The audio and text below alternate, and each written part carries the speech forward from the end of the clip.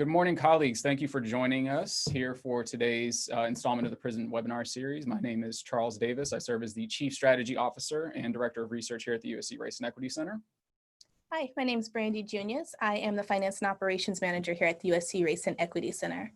So we're very excited for you to join us for this second installment of the Prism webinar series. We're hoping that this series will very much enlighten you to what we're trying to accomplish with Prism, but also in terms of being able to provide some useful resources in addressing some of the issues. And so today we're going to be talking about institutional strategy for budgeting for diversity, equity, and inclusion. So as we mentioned a bit early on, please make sure that you mute your microphones throughout the course of the webinar just so we can stay focused throughout our time. We'll provide some time between sections to allow for questions. And if you do have any questions in the interim, please feel free to use our chat function, and we'll be monitoring that periodically just to check in with folks over the course of our webinar. I do just want to do a sound check really quickly and chat box check. If you all can hear us, please just type yes in the chat box quickly, just so we can verify that our sound is working. Perfect. Thank you so much. Wonderful. All right. All right, so let's go ahead and get started. So as we mentioned, I'm Charles Davis. I'm joined here with my colleague, Brandy Junius. First, we want to talk a bit about why Prism. So many of you have come to Prism with some information about the technology in and of itself, but just for those that may be new, we want to be able to provide a preface of sorts of why we thought it was important to develop this particular platform.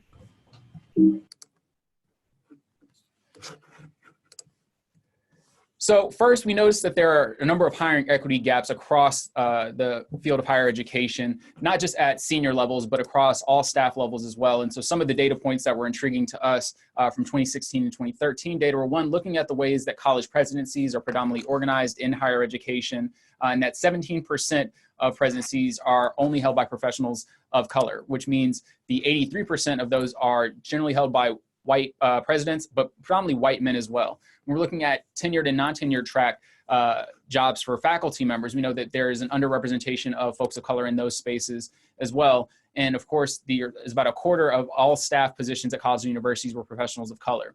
And so for many of us, this has become a conversation of an issue with the pipeline. And for us at the Race and Equity Center, we know for sure that there are amazingly talented professionals of color within our own networks, but in networks that we are also a part of when we go to professional conferences, when we host events here, that we see and engage with these folks all the time. And so we want to help institutions be able to identify where those folks are located and hopefully be able to recruit them to their campuses. And so when we think about factors in hiring equity, we know that bias and prejudice, which are words that are pretty much not unfamiliar at this point, especially given our larger socio-political climate, that's something that informs the search process, right? We know that the conversation about the talent pipeline, as I mentioned, is something that often puts the onus of responsibility on folks of color rather than institutions who could do a much better job of being able to identify where these folks are and recruit them to their campuses, something we hope that Prism will help us solve. And of course, the recruitment, retention, and advancement. So we're going to talk a bit about that today in relation to budgeting, of what it looks like to be able to recruit and identify those folks, but actually be able to retain them so there isn't such high turnover, as well as advance them professionally. And then of course, we want to look at hiring and employment data. Some of those inequities that we don't actually mine that data sometimes, right? We have data that tells us a bit about how folks are entering into the profession, often how they leave our institutions, but what can we learn from those data, and how can we use Prism to help understand what some of those trends may be at our respective institutions?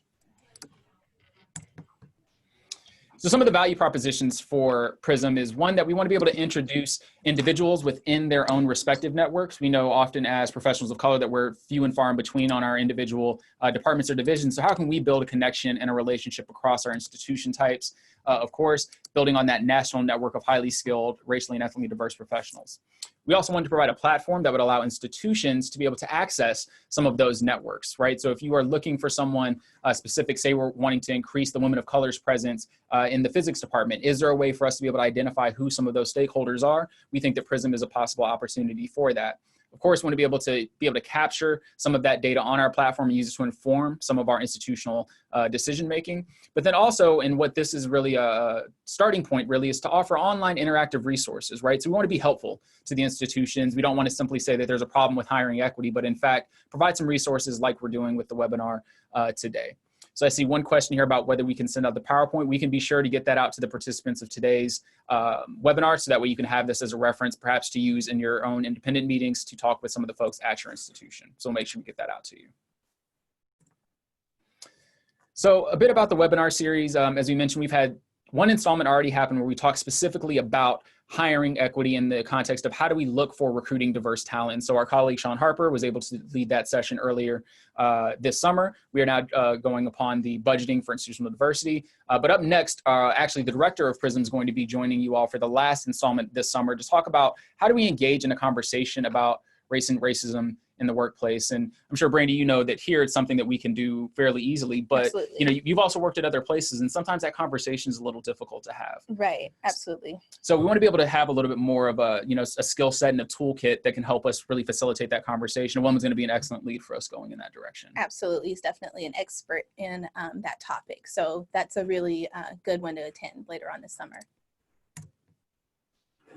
So just in terms of an overview for today's session, we're going to talk a bit about hiring and diversity and funding structures. And so Brandy, as a finance expert, I'm sure you can give us a lot to think about on how that's going to work. Mm-hmm. Absolutely. And I'll go over some big picture things, and then I'll also go over some very pragmatic, practical methods that you can take your actual numbers and do some math and do some calculations and figure out how to manage your budget to maximize your impact in diversity, equity, and inclusion. So excellent. We'll get into that.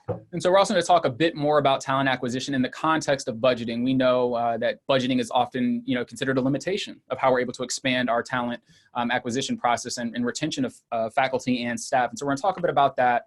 And then last but not least, and something that Brandy's excellent at, is thinking about long-term budget planning and investment, right? So Absolutely. We often hear about that, you know, maybe this year we have a pool of money, but next year we don't know what we're going to do. And so I think we're going to talk a bit about some of those strategies of how to plan for things in advance. Absolutely. How to think about things long-term, how to build things into your multi-year budget, and then how to have those conversations with some of your finance supervisors at the higher level in your institution, so that they can be on board with understanding why you're, you know, needing the money that you need to fund the initiatives that you're funding. So we'll get into that. So in terms of learning outcomes, not lost on many of the folks who are here that work in student affairs in particular, we want to talk about learning outcomes. Myself as a faculty member, it's something I'm very much consumed with. And so we co-developed these learning outcomes that we think will be applicable to today's webinar. So first, we want to help our folks here think about creatively utilizing non-dedicated funds to achieve our equity goals. Again, we often hear that we don't have specific funding for something, but how do we use some of those funds that otherwise are not earmarked for something specific and parlay them into something useful for achieving these equity goals? We want to also be able to maximize the efficient use of the dedicated funds related to equitable hiring. And so often that's not usually a large sum of money for a lot of institutions, right? No, not necessarily. And so Brandy's going to talk a bit about how do you maximize the efficiency of those particular funds. Yes. Third, we'll talk about some strategies for pivoting our financial resources in moments of workplace conflict or crisis. And so often things are happening at our institutions, right?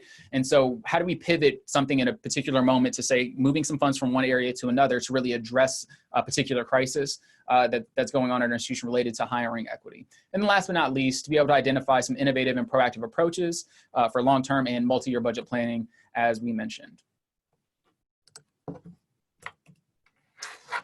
So I'm going to turn it over to my colleague, Brandy, to talk a bit about hiring and diversity funding structures, particularly around budget ownership, budget allocation, and dedicated versus non-dedicated funds. Absolutely. So I know we have a number of different type of people in this session today, so I'm going to speak really broadly about some things. Some of the work that I'm recommending that needs to be done may not be you yourself doing it. It may be a specific budget person or some other department that you work with, but I'm going to provide the information, and then you can take it to those people and kind of help them sort through some of it. So the first thing that I want to talk about is budget ownership. And when I think about budget ownership and how you maximize the efficiency of your budget, I think about the goal first, and then the budget as the means to achieve the goal. So I think on the very forefront, you need to really think about what your diversity, equity, and inclusion hiring goals are.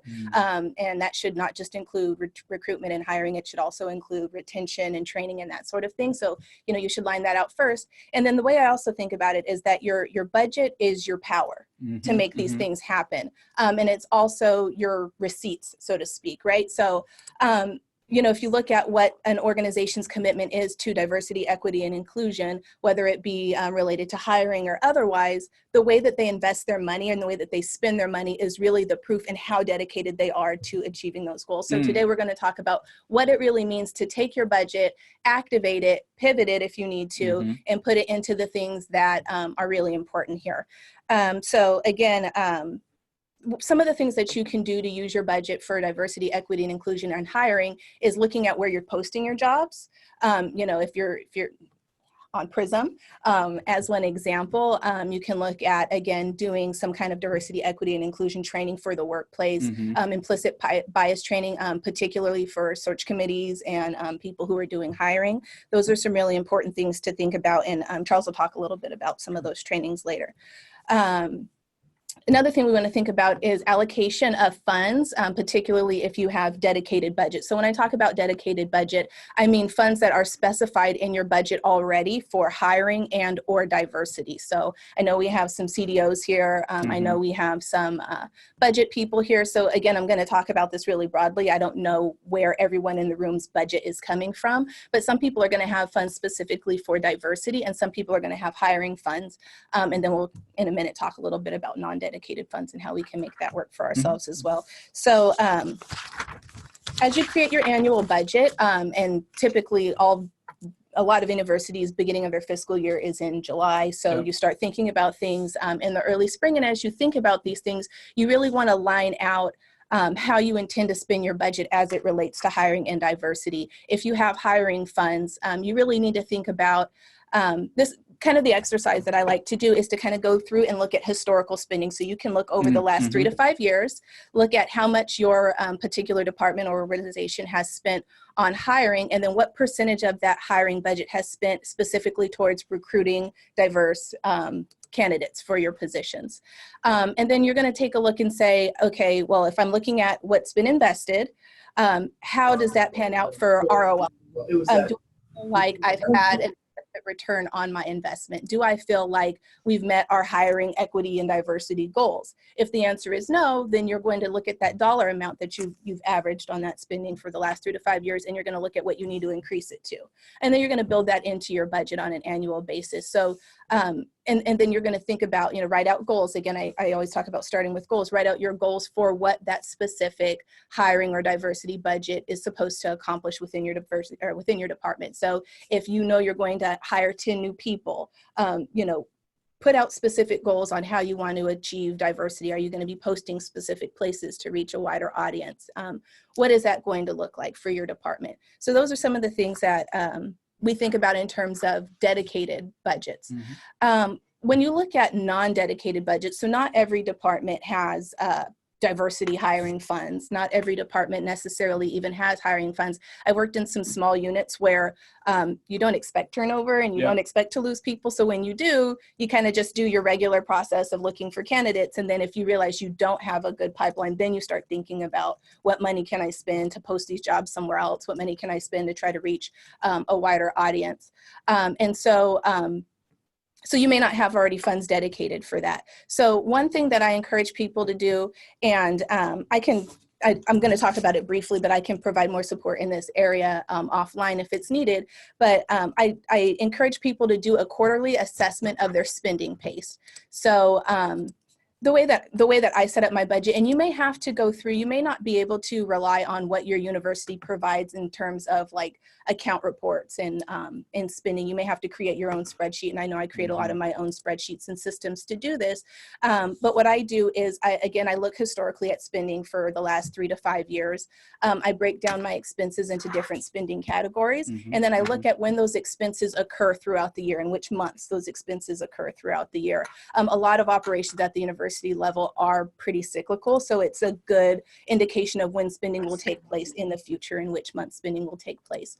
And so then what you do is, every quarter you can look back at those projections of when spending will take place for each budget category, and you can see if you're trending ahead or behind. So if you're looking for some extra funds and you don't have dedicated funds for something, you can see which areas that you're trending behind in spending and think about reallocating or reusing those funds for a different purpose. You can look at using those funds for hiring or for diversity hiring.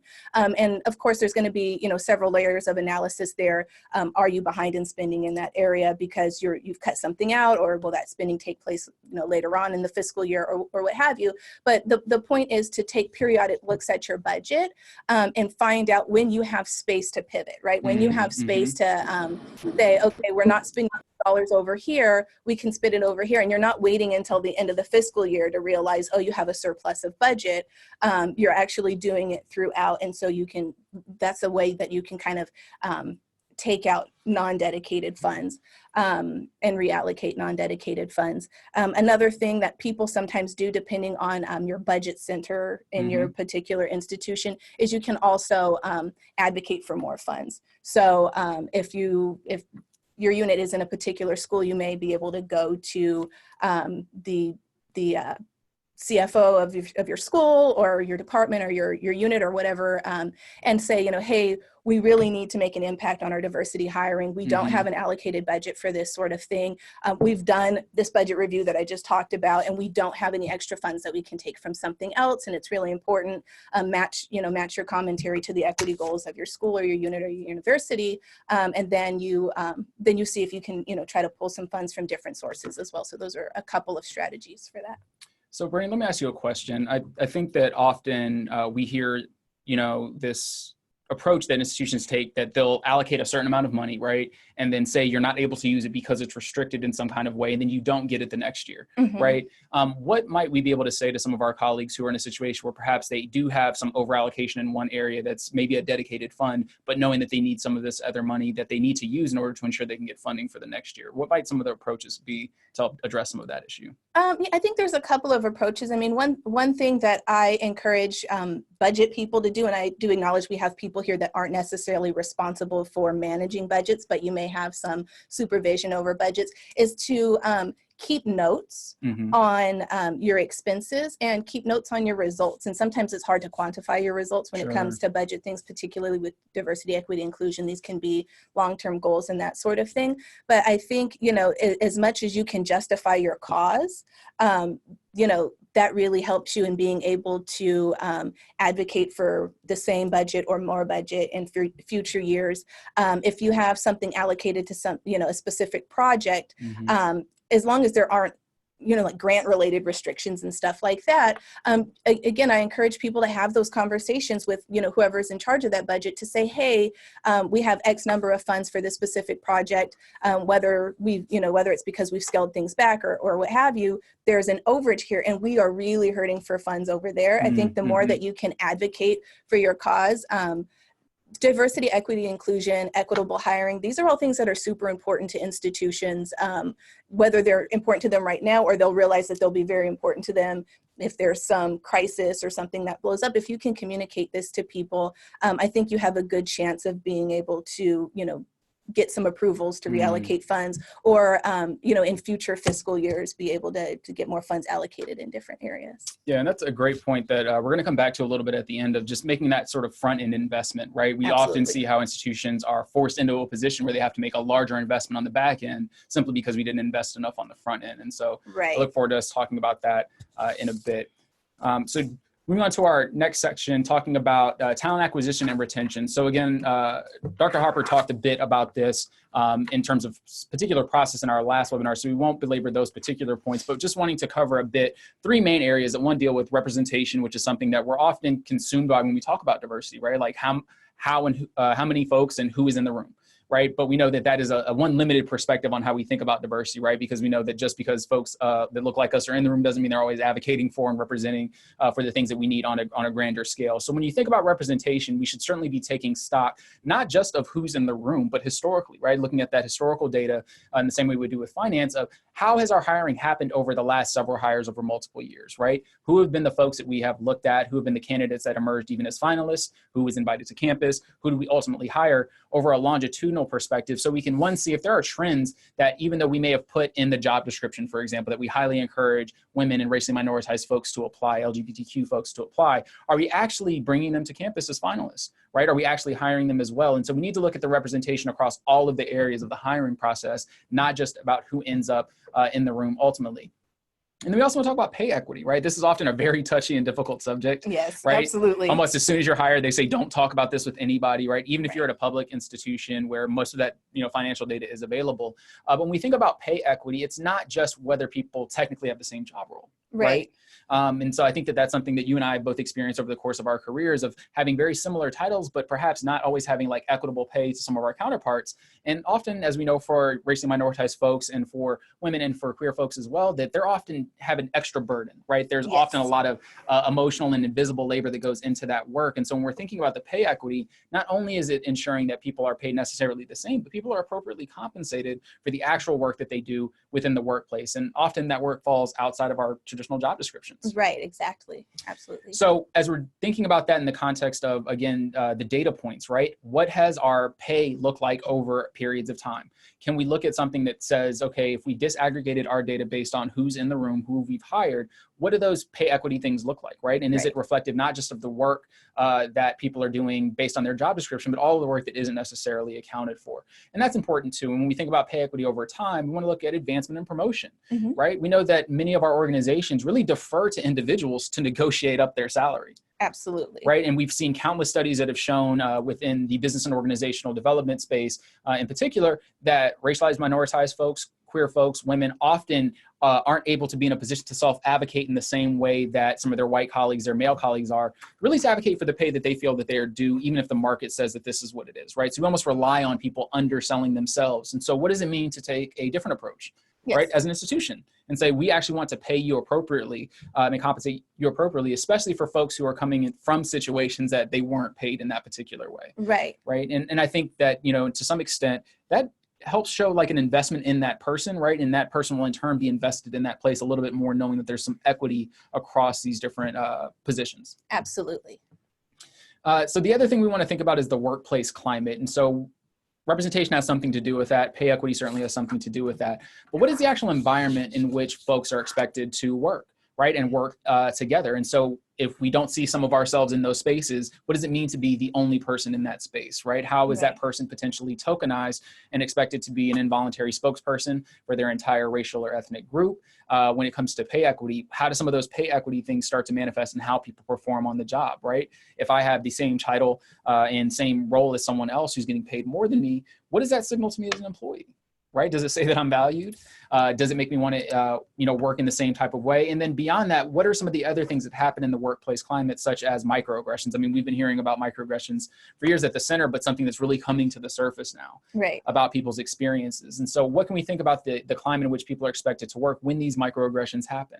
Right? How does it, irrespective of representation, irrespective of pay, that the actual climate in and of itself creates a divestment for that person to really give them, the best that they can, to where they start maybe thinking about their work more so as their job. And maybe that just leads them to doing exactly what's in the job description, which, as we know, again, doesn't move our institutions and organizations forward. So we want to be thinking about that workplace climate in a very significant way. And all of that has to do with also the legacy of that particular institution, of that department or division. In some cases, if your division or department is new, you may not have that long-standing sort of historical lens on what things look like. But also the institutions, as we know, come with their own histories, right? Most of our institutions are very old, very few of them are relatively new.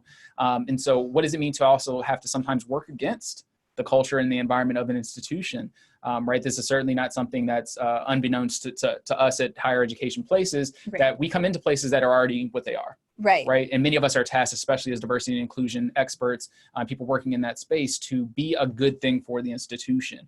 But often we replicate some of those things in our very spaces. Right. Exactly. So how do we think about working around that and creating an environment that's actually very different from the larger institution? I mean, I'm certainly know that that's how we've been able to assemble such an amazing team here. Absolutely. Right. That we wanted to really think about how can we be something different, irrespective of what may be happening at the larger institutional levels, really, which is out of some of our control. Right. But, to Charles's point, I think, and we talk about Prism, we talk about the work that we do, we talk about it in terms of culture shift. And so when we're thinking about these strategies and we're thinking about how we can activate our budget to help us achieve these strategies, it's really thinking about how do we invest in a culture shift in a way that's practical and pragmatic, in a way where we can actually quantify some results. Yep. In terms of look at representation, look at how we've retained people, look at how we've improved our workplace climate. And those are the things that are going to encourage people. Those are the things that are going to, spread across our institutions and encourage other departments to kind of look to us and say, hey, what is it that you guys are doing over there? You're making some really great progress, and that sort of thing. And so you can start really seeing a culture shift happen. I'm so glad you said that, right? When we think about these key performance indicators, right? Often they're quantitative in nature and not really about the qualitative value that an organization or department or division might bring to the institution as a whole. And that's certainly something that, we often struggle with when we think about how many of our institutions are thinking about, profit generation. A lot of them are running as businesses increasingly, especially our private institutions. And so what does it mean to have a different conversation about not just quantifying dollar for dollar in and dollar out, right? What it is that we're contributing. And again, that goes a long way when we think about the climate, when folks are put under pressure to produce revenues per se, right? Absolutely. Or increase the institution's prestige in particular kinds of ways that may misalign with the mission driven of those particular groups. Right. And that's why I always encourage people to go back to those goals and to go back to those missions and make sure that the way you're spending your dollars, particularly around DEI, is reflective of those missions. And I think, as Charles said, you'll get away from trying to, quantify things dollar for dollar and really look at the larger investment in your organization. And that starts with people feeling like they matter, feeling like they can have an impact, feeling like they're being valued equally. And that's really what this is all about. Yeah. And since you brought it up, and I don't think we touched on it specifically, right? But like even creating a finance mission, right? That was something that prior to your arrival here that we hadn't really thought about in a really deep and meaningful way. Of course, we had an overall mission, but maybe you can talk a bit about what like a finance mission that helps govern some of those spendings and allocations looks like. Absolutely. So the process that we did here when we looked at our finance mission is, we started with the overall mission. We looked at who are the groups that we intend to serve, because the way that you allocate your money, the way that you spend your budget really either serves the correct population that you intend to serve, or it serves something else, right? And so if you're not intentional about who you're serving, then you can unintentionally be, squandering your budget on things that may or may not impact the end result that you're looking to impact. So you start with that. And then you think about, in terms of, the specific work of your unit, and then the way that you want to nurture the employees in your unit, the way you want them to develop, what your workplace culture is. And then you write a finance mission around that. You write a mission around the things that are and aren't acceptable for you to invest in. Again, your budget is your power, but it's also your receipts, right? So anything you spend your money on is an investment, whether you intend for it to be or not. And so, you need to be really thinking intentionally and consciously about that. And then you use that finance mission to measure your spending against. So if something comes up, maybe that you didn't plan for, you didn't budget for, and you're just like, hey, we do have some extra money, or maybe we can pivot some of these resources because it feels important, or it seems like it's something that we should do. You measure that back against your finance mission and you say, is this what we intend our funds to serve? Is this going to serve the groups that we intend to serve with our unit or organization, or who we've set out to help or support with the work that we do. And that is really like a guiding light. It helps you stay focused, and it helps you really achieve your goals. And so again, when I talk about, I'm a business finance person. So when I talk about quantifying your results, and, when you go at the end of the year and you say, okay, we had X number of dollars and we spent all of them, did we achieve the things that we expected to achieve with that? Did we support our staff or our faculty or administrators that work in this unit the way that we intended to? Does that contribute to our productivity as a unit? Does that in turn help us as staff better serve the people that we intend to serve? So I think it's kind of like a big cycle that we should be looking at that way. Absolutely. So next, we're going to transition into the final portion where we're going to talk a bit about some long-term planning. And to be sure, we're going to have some space at the end to talk through some questions that you may have. So again, feel free to use the chat box to check in with us if you have any questions, some of which we've answered along the way. So Brandy, can you talk a bit about the promotion, merit increase, sort of process and bonuses, right? Like a lot of these structures are unique to some institutions, but perhaps work across others. And so what does it look like to be planning for promotion and merit increases, right? When we think about budget, sometimes those things are stagnant, but we really shouldn't be thinking about them that way. Absolutely. And so again, in order to move forward with budgets, I always like to look historically. And so if your unit is new, or if you are new to your unit, you may have to do a little bit of digging to get some of this information. It may be as simple as pulling a report from, one of your systems that you have at your institution, or you may have to, ask some people in your department, how much have we typically, paid people for bonuses if your institution does bonuses, or what is the average merit increase, here at this institution? What does that look like? If there's a scale, here at USC, we do assessments, and you kind of you get rated like on a number of different things, and then they take that, and then that factors into what your merit increase is. And so, do your research, go and look and see what those numbers typically look like. As a whole and, by position, right? So, usually merit increases are a percentage of your salary. If you have some higher salaried people, obviously that's a higher dollar amount than people who make less money. And then think about what internal promotions look like in terms of, a budget increase as well. So if you have somebody, if some institutions may have like a very rigid way that they progress people. So if you're, an assistant director, what is the pay jump to associate director? What is the pay jump to director? Take those numbers that you've spent historically, look at the number of people in your unit. Do you plan on growing your unit? Do you plan on reducing your unit? Do the math. And then for, 3 to 5 years out, also accounting for just your standard pay increases. So ones that aren't merit increases, the pay increases that just happen to keep up with inflation every year. Do the math and grow that, and make sure that when you're doing your long-term budget planning, you're increasing by that number. So your budget number shouldn't look the same every year. You shouldn't say, oh, we spent $2 million last year, we need $2 million this year. Well, that's obviously not accounting for merit increases, pay increases, bonuses, promotion, whatever version of financial valuing of your workforce that you do to compensate people. That number should really increase every year. And so if there's a certain percentage, again, when I do my long-term, like my 5-year budgets, if I know that the standard pay increase is 3.5%, then I multiply that by 3.5%. Every year. And so again, that number should grow. And so you want to make sure that you plan for that. I think a lot of times what happens when you have budget conversations, particularly if your unit or department doesn't have a specific budget person, is you go, what did we spend last year? What did we spend the year before? And you're like, that's good, solid. We take that, and then, that's the number. And then there's no room to reward people for their work. There's no room to show people that they are valued. And again, if you go back to what your goals are, what your mission is as it pertains to your workforce, how is that in line with that mission? It's not. You're not investing in the values that you espouse, and you have to do that. There has to be some continuity there. So in terms of long-term planning, again, you'll want to sit down, you'll want to do the math, you'll look historically, multiply those increased percentages out across 3 years or 5 years. And even if your university doesn't ask you to project out that long, I encourage anybody who manages a budget to still do that. Your university may only want like the next 3 years.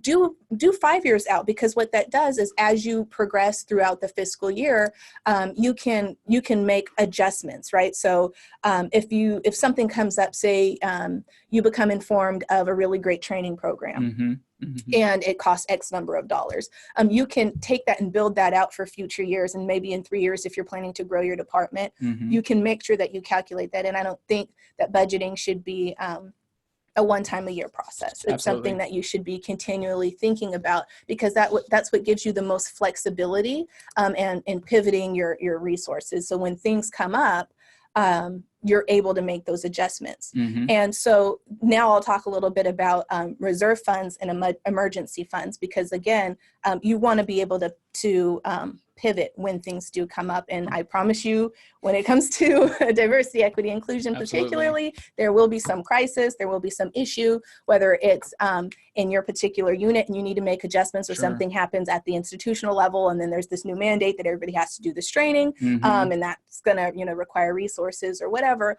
You want to be able to have the space in your budget to make those investments and to do it well, that you're not kind of shortchanging something or somebody or a particular group of people. Right. Sometimes you'll see, only higher level people in a unit being funded for professional development. And then you have some of the more entry level positions not having the same access and opportunity. And then again, how is that person feeling valued within the organization, right? So you want to make sure that you're creating space for that. So, and sometimes the new initiatives, right? Like we've seen a lot of institutions across the country sort of, quote unquote, throw money at the problem or come up with an initiative where they have X millions of dollars that are supposed to be available. But some institutions do like a matching situation, right? So I imagine some of those reserve funds would come in handy if, say a provost wants to do an initiative for a particular school and they want to be able to do some matching funds, right? Having those reserve funds, I imagine, could come in handy if something like that arose. Absolutely. And so, and I appreciate you saying that, because that I want to make sure that I distinguish between reserve funds and emergency funds. And when I think about emergency funds, I think about, somebody's computer breaks down, right? And we didn't budget for like buying, another $3,000 computer. Some smaller units really are constricted in their budget that way.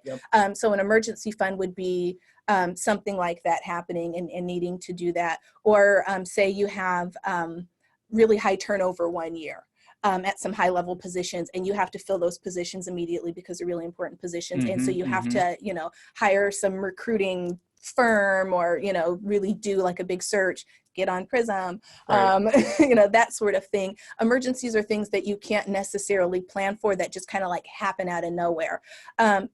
That's different than a reserve fund in the way that I imagine it, and that I kind of talk about it and teach about it, in that a reserve fund is saying, I know something's going to happen. I just don't know what it is, and I don't know how much it's going to cost.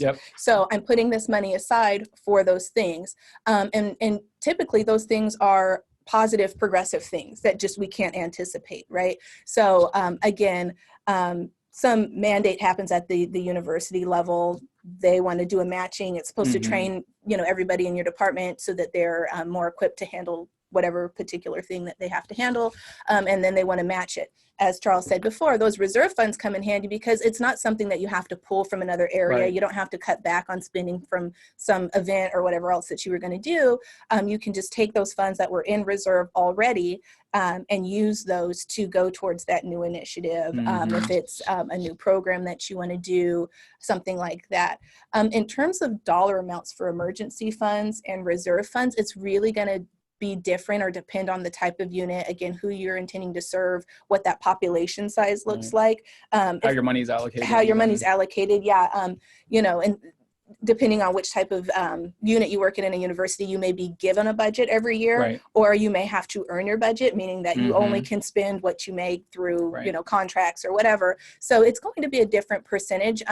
Again, what I would encourage folks to do is to go back and look historically at your department spending and say, how much of this spending has actually was what we planned on spending, and then like how much was stuff that came up and were either emergencies or like a new initiative that we needed to fund, and how much of our spending had to go towards that, and then use those percentages to kind of determine how much should be allocated to the emergency funds and the reserve funds. And then one thing I want to say about this, again, I said a little bit earlier that you may not have a system at your university that allows you to do this, like pull this data specifically. Here at USC, we have object codes, but they're like broad categories, like office expenses, right? And so if you want to get more granular with your budget management, which is what I do here, I pop all of my expenses into a spreadsheet. I code them by budget category. In Excel, right? In Excel, right. Just simple stuff in Excel. And then you can filter them and do averages and figure out, if you want to go by month, or if you're looking,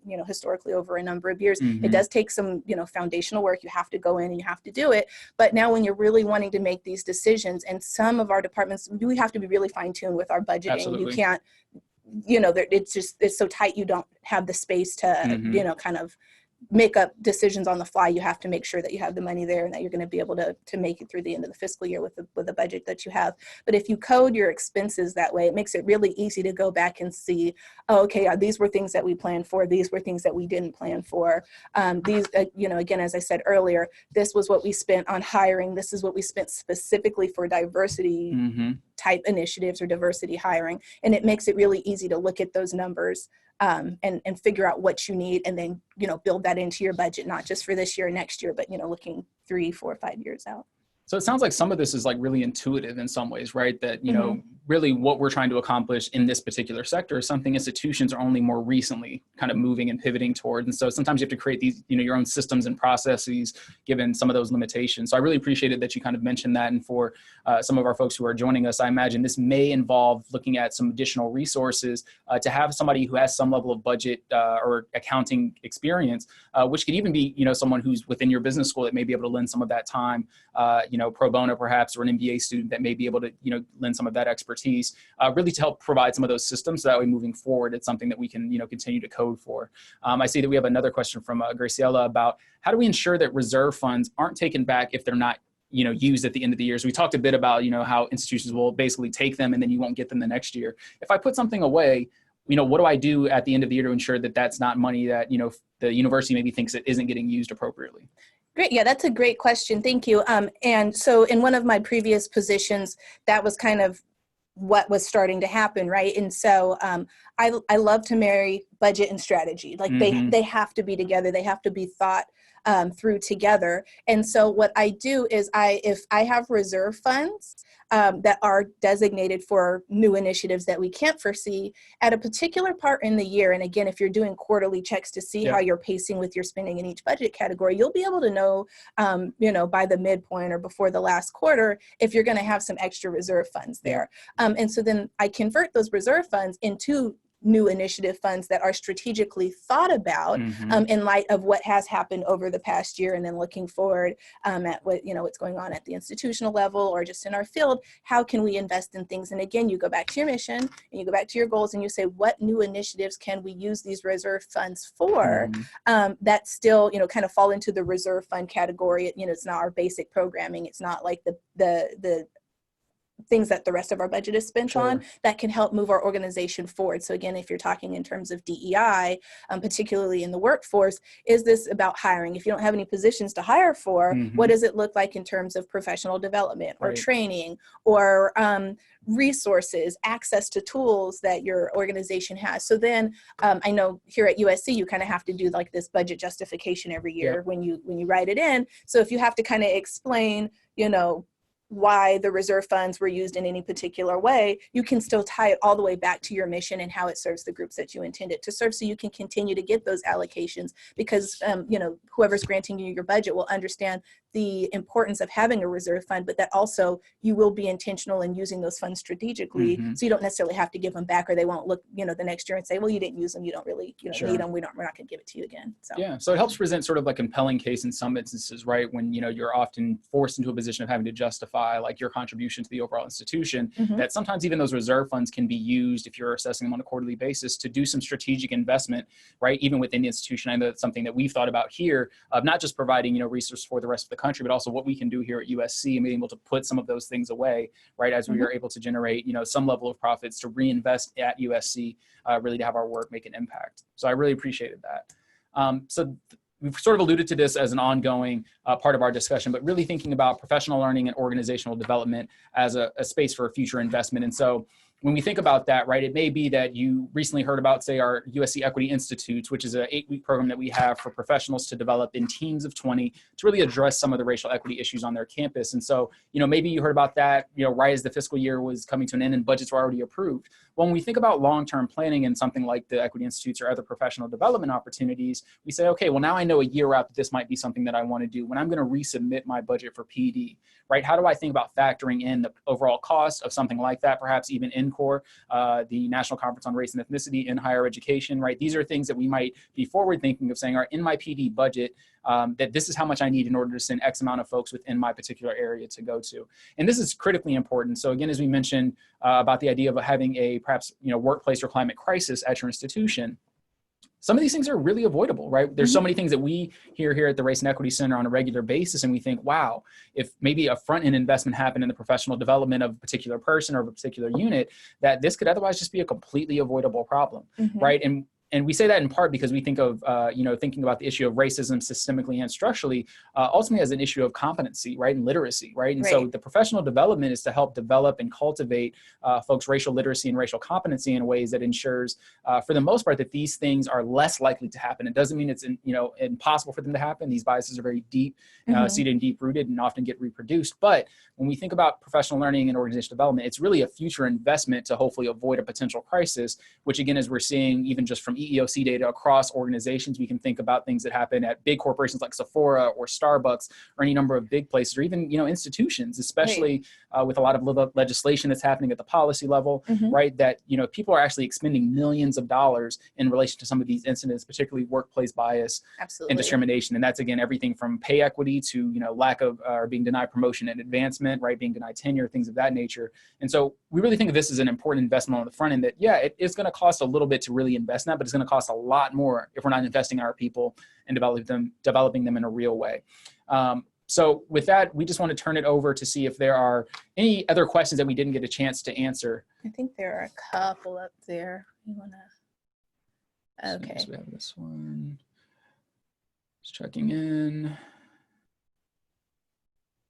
Right, so we've seen a couple of questions just about the slides being disseminated. So again, as we mentioned, we will be sure to disseminate these slides along with some of our notes from today to ensure that you all have some of that as a reference. And this is also being recorded for us as need for future use. So we'll be ensuring that you're able to have access to that through the Prism platform. Okay, I think there was one more question here that wasn't addressed directly. Let's see. Go back. Hi, Brandy. Is there a simple software or database you recommend for us to use if we are not as familiar in projecting budgets 3 to 5 years or reviewing historical financial data? I tend to do everything in Excel. I don't have like any other specific software that I use for that. Maybe. Yeah, I mean, I typically use Excel, and again, it's difficult just trying to talk about things broadly because every institution's financial data is stored somewhere differently. So for me, the most consistent, easiest thing to do is to take everything from whatever that system is. I think we have stuff in like Cognos Business Intelligence here, and we have stuff in a system called Quali, and you can pull reports. And then I just, a lot of times you can export the reports in Excel, and then it just takes you there. There's a way that you can write formulas in there when you code things. There's another system that we use here at USC that you have to request access for. It's called Ad Hoc 6. It's through Cognos. You can pull Ad Hoc 6 reports. I've done that before, and I can pull out multi-year reports for each object code, and then I can, use that to kind of do some averages on spending for each object code. I didn't find that particularly useful because, again, here our object codes are pretty broad, like travel, but it doesn't designate whether it's travel for professional development or travel for whatever else, right? So that's why I like using Excel, because you can like create however number of budget categories that, the number that you want to use, and then just code each line item with whatever category that it corresponds to, and then use filters to do it that way. And I'm happy to talk more with people about it, or support people in that way if you're interested. I think we'll provide our email addresses in the chat box at some point. So happy to support people any way that we can to look at that, because I think if you understand this as like a formulaic process, it makes making some of these decisions a little bit easier. You're not guessing, should we do this or can we do this? You're able to figure it out. So. And it may even be something that we can consider adding to our resource bank, like really get into the specifics of how the budgeting software could be really used in that way. So thank you for that. Yeah. One question is whether there will be available copies for the previous webinar. So we'll have to check with Dr. Harper just to see if those resources are available in some sort of repository. And if not, we definitely will be addressing the hiring and equity process again in later iterations of this over the course of the next academic year. So another question we have from GC Taylor 3, when considering university budgets for DEI, is there a formula for staffing programming against student body size? This is something we hear a lot about, right? And especially in student affairs, where it says, well, you technically, quote unquote, serve this quantifiable number of students, therefore you are allocated X amount of dollars. Do you know of anything formula-wise that talks about programming and staffing related to student body size? No, and I think that approach is a little bit problematic when we talk about the difference between equity and equality, right? Because you may have the same number of students that you serve, but depending on what the makeup is of that group of students, there may be different needs. Absolutely. So I don't think it's a fair way to manage budgets to say that if you have X number of students, that corresponds with a certain, you magnify that by a particular percent, and that gives you your budget. Some universities may have some such formula that they use to determine budgets for like student affairs type units, but that would be depending on each university. I think it would be different. I don't think there's like a consistent formula or way that people allocate budgets. I think a lot of the times it's based on what money is there, what different people in different departments are advocating for. Again, historical spending. So we've always done these, 10 programs within the academic year. And so we need the same amount of budget to do those same 10 programs again. And unless somebody can advocate for something different. And so that's why I really talk about the importance of, like, in your budget narrative, when you're requesting your budgets, advocating for the things you need and tying those dollar amounts to your goals and your mission, because that's the way that you can say, I get that we serve the same number of students as this group over here, but our students need these things and those require an investment, and that this is the dollar amount that corresponds to that. And it's not based on population size, it's based on need. And that's, equity. And I'll add to that too, right? One of the things that we often think about in the quote unquote DEI space as it relates to students is our cultural centers, right? The cultural centers are tasked with serving particular racially minoritized groups and other student resource centers as well. But one of the things that often gets lost in that is that we have entire offices that are supposed to work on things like retention, right? Or student success. And so when institutions are pivoting to us as cultural center leaders or student resource center leaders, right? It's our sort of obligation to pivot back to the institution to say, yeah, if I'm tasked with, retaining Black students through the Black Cultural Center, then I need to get some of the budget that's coming into, the retention office and say, hey, we need you to do a specific program for our students that doesn't require us to use additional budget that we may or may not have. We can leverage the fact that they're supposed to serve, quote unquote, all students, and that our students are an intimate part of that, right? And so I think that is also just a pivoting for ourselves, that we can really push the institutions to be accountable for the things that they say that they want to do, right? No individual resource center can possibly meet all of the needs of all of its students that it serves without the organizations that are already being, allocated funds and people are being paid good money to do that work. That in fact, we need to be able to leverage and be in conversation with some of those folks to say that they have budget for that. And we just need something that's very specific through co-sponsorship or co-partnership in order to make sure that that can happen. So our last question here is, this webinar pre-approved for recertification credits through HRCI and SHRM. So that is something I don't think either of us are familiar with. We do not know about the recertification credits or processes, but it is something that we can look into as we think about developing out the fuller resources, if that's something that would be helpful even as professional development for folks, right? We can imagine that this is certainly something that, should be accounted for, but something I think even in the overall cost of Prism. So when we're thinking about Prism as a platform that institutions have access to, it may be important to be thinking about this in that frame. And so we'll definitely talk with Wilman, who's the director of the Prism portfolio, about looking at the recertification credits to see if there's something we can attach to these professional learning opportunities that are coming through the platform. And I think that would be an easier way perhaps even to justify an institution participating in this, not just for its utilitarian function of finding and seeing diverse talent, but again, that resource component, which we think is really critical to being able to utilize Prism to its fullest potential. Absolutely. Yeah, thank you for that question, Susan. Yeah, great question.